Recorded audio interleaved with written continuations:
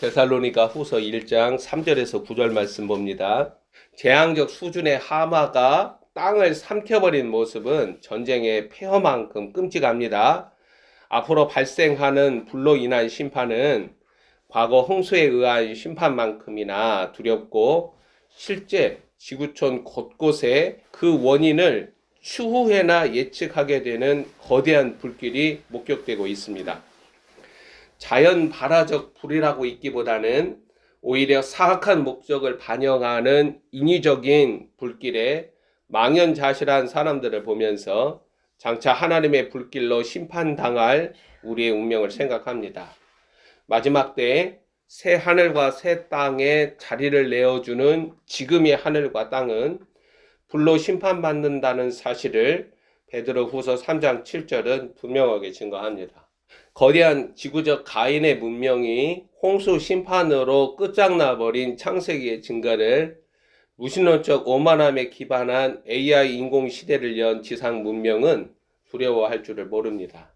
지금 세상이나 지상 교회는 심판하시는 주 예수 그리스도를 두려워하지 않습니다. 이는 때와 기한으로 현실 개입하는 일하시는 주 하나님을 알지 못하는 사실을 말해줍니다. 다양한 자연 재앙이 바라는 하나님의 메시지를 읽는 안목을 우리는 준비하면서 하나님의 심판 도구들을 성도들은 예상해야 합니다.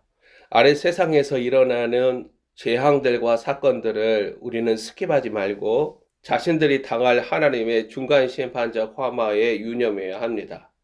대한민국은 땅의 뒤흔들림과 같이 혼돈과 요동침 가운데서 갈 바를 알지 못하는 현실에 포획당해 있습니다. 지상 교회들은 땅에서 일어나는 재앙적 사건들 이면에 놓인 하나님의 메시지를 포착하는 눈과 들을 귀를 준비하므로 자신의 존재감과 정체성을 세워야 한다는 거예요.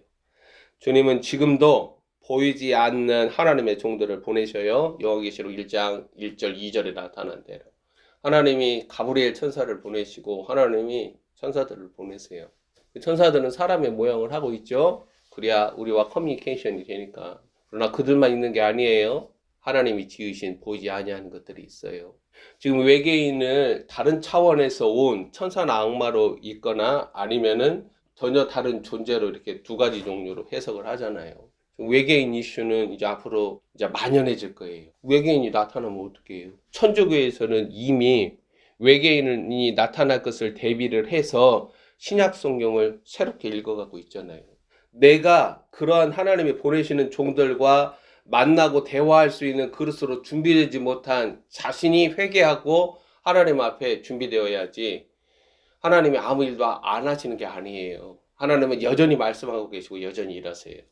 마지막 때 오메가 맨이신 주 예수 그리스도께서 하시는 일들은 오늘날 지상교회가 하는 일들과 비교할 수 없어요. 주님은 안식을 찾으시기까지 일하세요. 내 아버지가 일하시니 나도 일한다. 하나님의 안식은 오직 하나님의 영광이 있는 자들 가운데 하나님이 안식하세요. 그래서 성막이 다 지어졌을 때 하나님의 영광이 나타나는 거예요. 하나님이 안식하셨다라는 거예요. 솔로몬이 성전을 지을 때 하나님의 영광이 나타나요. 하나님이 안식하셨다라는 거예요. 예수 그리스도께서 내가 머리 둘 곳을 찾을 데가 없다. 무슨 말이에요? 하나님의 영광이 있는 자들 가운데 하나님은 안식하시고 깃드시는데 그런 자를 찾아볼 수 없다라는 거예요. 하나님은 예수 그리스도께서 세례를 받으시고 올라오실 때 영광이 나타나죠? 하나님이 안식하셨다라는 거예요. 이 마지막 때 하나님이 어디서 안식을 하세요? 하나님의 영광이 있는 자들 가운데서 안식을 하세요. 자신 안에 하나님의 영광이 드러나야 우리가 하나님의 영광을 보고 영광에서 영광으로 날마다 그 영광으로 풍성해짐으로 하나님의 영광이신 그리스도를 드러내는 거예요.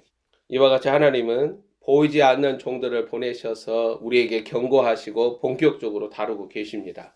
25년은 3분의 1의 하나님의 긍휼과 3분의 2의 우리들의 인내와 믿음과 견딤이 요구되는 시기라고 저는 생각합니다.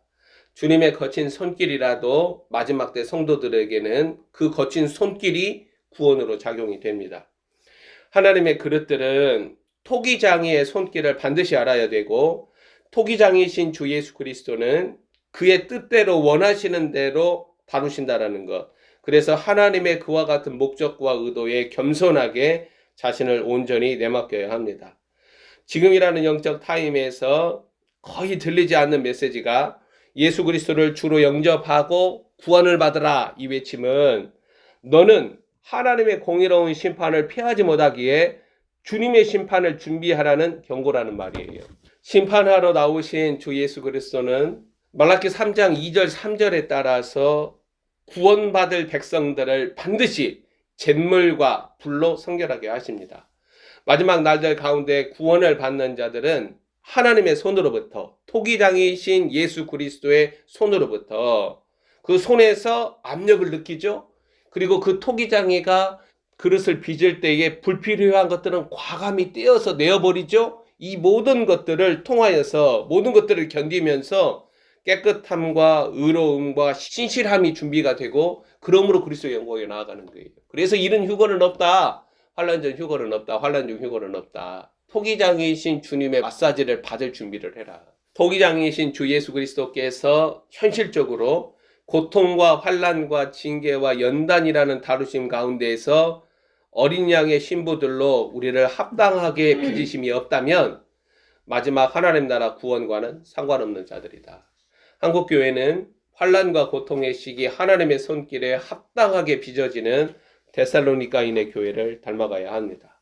데살로니가인의 교회는 사도들과 예언자들의 동아리에 가담하면서 무슨 말입니까? 그리스도의 자취를 쫓아가는 그리스도와 함께 고난받는 그 길을 걸어가면서 안팎의 환난과 고통을 당하고 있습니다. 이들은 그리스도의 고난에 참여하면서 주가 열어놓으신 길을 쫓아가고 있다는 거예요. 이러한 시기에 믿음의 짐검 승부가 나타나고 성도들의 신앙 고백이 능력과 역사를 이룬다는 거예요. 데살로니가인의 교회의 영적 내구성은 본문 1장 3절 보면은 믿음이 더욱 자라고 각기 서로 사랑함이 풍성한 모습으로 나타납니다. 믿음이 자란다라는 것은 그리스도의 생명의 분량이 자라난다라는 말이에요. 우리는 믿음을 자라게 할 수 없어요. 왜? 우리가 받은 믿음은 하나님의 아들의 믿음이에요. 그래서 보배로운 믿음이라고 말하고 믿음과 사랑과 소망은 영원하다라고 말을 하는 거예요. 우리 안에 풍성한 그리스도의 사랑, 이 측량할 수 없는 하나님의 사랑이 자라나기 위하여서 데살로니가인의 교회는 그의 자아와 혼이 그의 마음이 십자가로 다뤄지고 있다는 거예요.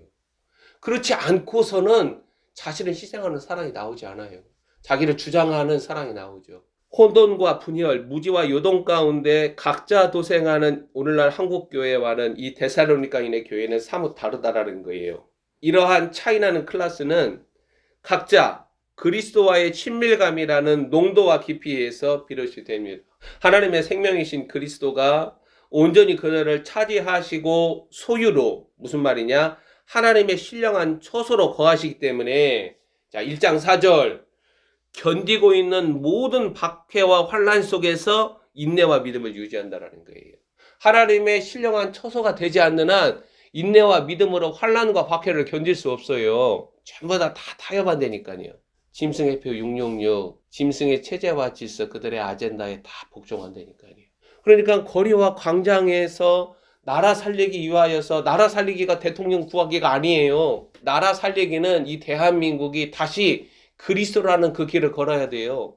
그리스도가 이 대한민국의 길이 되어 주실 때에 이 나라는 짐승의 세상에서 하나님이 요구하시는 바, 하나님께서 기대하시는 바 양해국가 피난처 국가로 세워질 수가 있어요. 그게 나라 살리기예요. 우리는 공산주의, 사회주의와 반드시 싸워야 돼요. 우리나라는 중국과 북한과 반드시 싸워야 돼요. 그 사상과 이데올로기와 싸워야 돼요. 동시에 짐승의 세력들의 아젠다와 싸워야 돼요. 마지막 때 마라나타를 고백하는 자들은 이 데살로니가인의 교회를 반면교사로 삼아 자신을 준비해야 합니다. 이 일은 남녀노소 주 예수 그리스도를 진실로 사랑하는 자들이, 자신 안에 하나님의 사랑이신 그리스도가 있는 자들이 반드시 행하는 경건이라는 거예요. 지금 성도들이 혼돈과 분열과 갈등이라는 폭풍 속에서 준비하는 경건의 능력은 본문 4절이 말하는 화마를 이기는 거라는 거예요. 우리는 그리스도의 고난에 참여하면서 주께서 지워주시는 멍에를 메고, 이 멍에를 메는 게 영광이에요. 이것은 내가 자원하는 기쁨으로 기꺼이 멍에를 메는 거예요. 그러므로 그리스도를 끝까지 따르는 인내와 믿음을 준비해야 합니다. 이게 가장 중요하다라는 거예요. 어떤 일들보다. 이 대한민국에서 가장 중요한 경건이에요. 주 예수 그리스도의 중간 심판적 화마를 견뎌내면서 그 화마 가운데서 빚어지는 상감청자, 이조백자들로 오늘날 믿음의 형제 자매들은 나타나야 한다는 거예요. 그래서 나에게 환난과 고난과 역경이 올 때 두려워하거나 근심하지 말고 이 가운데서 나를 빚으시는 토기장의 손길을 온전히 받아들여라. 사도 바울은 하나님 나라에 합당한 자들로 여김을 받기 위하여 그 나라를 위하여 고난을 받는다라고 증거합니다. 그리스도를 믿는 것뿐만 아니라 그리스도를 위하여 고난을 받는 특권이 있기 때문에 디모데 후서 3장 12절에서 무릇 그리스도 예수 안에서 경건하게 살고자 하는 자는 박해를 받는다라고 증거하는 거예요. 하나님이 선택하신 그릇들로 일어나는 하나님 나라 동서는 구원 역사만이 아닌 심판을 드러내고 있습니다. 하나님의 공의로운 심판은 진노와 형벌로 드러나는 삼키는 불이라는 거예요. 그분은 동시에 참된 하나님의 백성들, 그 나라를 얻기에 합당한 자들에게 초벌구이, 재벌구이라는 성결의 화마라는 거예요. 불로써 우리를 깨끗하게 하는 거예요. 우리는 불 가운데서 회개해요. 우리의 영과 육의 모든 더러운 것들이 불 가운데서 다 태워지는 거예요. 데살로니가인의 교회는 하나님의 비밀 그리스도가 그들 안에 점점 더 밝게 드러나고 그리스도께서 그들을 소유로 삼으시면서 본문 3절에 나타나는 증거로 인하여 영적 내구성이 견고해지므로 우리 안에 영적인 내구성은 우리 안에 그리스도의 생명의 풍성함으로 말미암는데 이와 같이 견고해짐으로 모든 환난과 박해에서 인내와 믿음으로 견디고 있다는 거예요. 이러한 영적인 원리와 패턴이 마지막 때 하나님의 그릇들, 준비된 어린 양의 신부들을 세상과 만물 가운데 드러나게 합니다.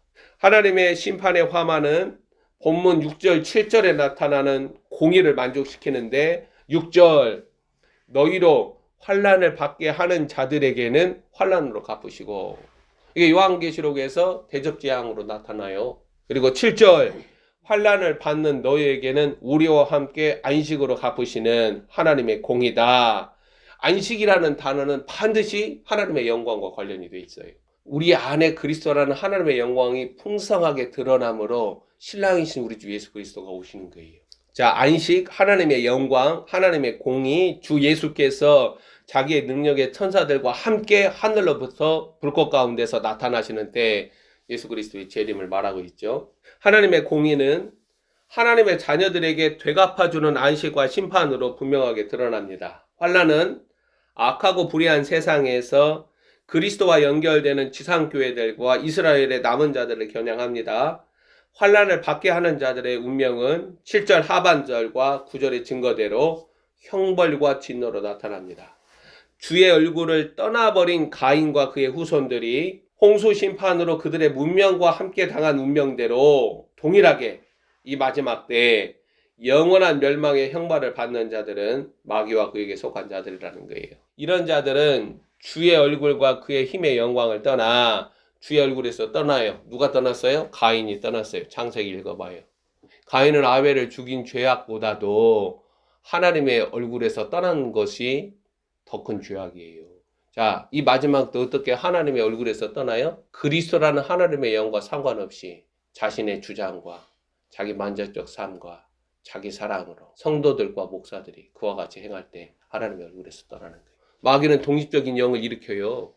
하나님 의존적인 영을 일으키지 않아요. 한 번뿐인 인생이니까 너 네 하고 싶은 대로 원하는 대로 살아라. 그렇게 해서 하나님의 얼굴로부터 떠나요. 사도 바울은 환난과 심판으로 드러나는 하나님의 공의에서 주 예수 그리스도의 재림을 분명하게 증거합니다. 1장 7절 하나님의 공의로우신 심판은 주 예수 그리스도가 행하시죠. 요한복음 5장 심판은 주님의 재림을 증거하는 표적이라는 거예요. 본문 7절 주 예수께서 자기의 능력의 천사들과 함께 하늘로부터 불꽃 가운데 나타나시는 사건을 증거합니다. 천사들 하면은 사람 모양으로 천사들 그것만 생각하지 마요. 우리는 주께서 지으신 보이지 아니하는 것들을 봐야죠. 못 본 것이 부끄러운 것이죠. 우리 인생에 가브리엘 천사가 안 온다는 것 자체가 슬픈 일이죠. 믿음의 성인들과 영적인 교제를 나누지 못하고 있다는 것이 부끄러운 일이니까요. 에베소서에서 보이지 아니하는 것들과 보이는 모든 것들을 그리스도 안에서 통일되게 하셨다라고 증거하잖아요. 왜 눈이 있어도 보지 못하고 귀가 있어도 듣지 못하고 마음으로 깨닫지 못하는 이 나의 수치와 부끄러움을 주여 제거해달라고 매달리지 않아요? 주님께 매달려 하는데, 그리스도라는 하나님의 영원하신 목적과 계획과 뜻과 그 비밀을 맛보지 아니하면 우리는 그리스도를 알지 못하고 그 그리스도를 구하지도 않아요. 항상 자기 생각대로 자기 수준대로 그렇게 신앙생활을 해요. 자, 우리는 이 때를 위하여서 데살로니가인의 교회가 걸은 그 영광의 길을 걸어야 한다는 거예요. 이른 휴거나 환난과 무관하게 안전하게 검증되지도 않은 채 옮겨지는 미혹은 어린 양의 신부들에게는 일어나지 않아요. 가라지들에게 일어납니다. 하나님의 공의 심판은 주 예수 그리스도가 재림하시는 때와 행하실 마지막 일들을 드러냅니다. 본문 10절 봐보세요. 사도 바울은 다시 한번 그리스도의 강림, 재림을 강조해요. 그날에 그가 강림하신다라고 분명하게 데살로니가인의 교회에 증거합니다. 데살로니가인의 교회는 그래서 뭐 하는 거예요? 신부단장하는 거예요. 로마 제국이라는 짐승 아래서 그 핍박과 환난과 그 고통 가운데서 그리스도의 강림은 그리스도 안에 내포된 모든 자들에게서 영광을 받는, 즉 그리스도의 영광이 만물 가운데 드러나는 사건이에요.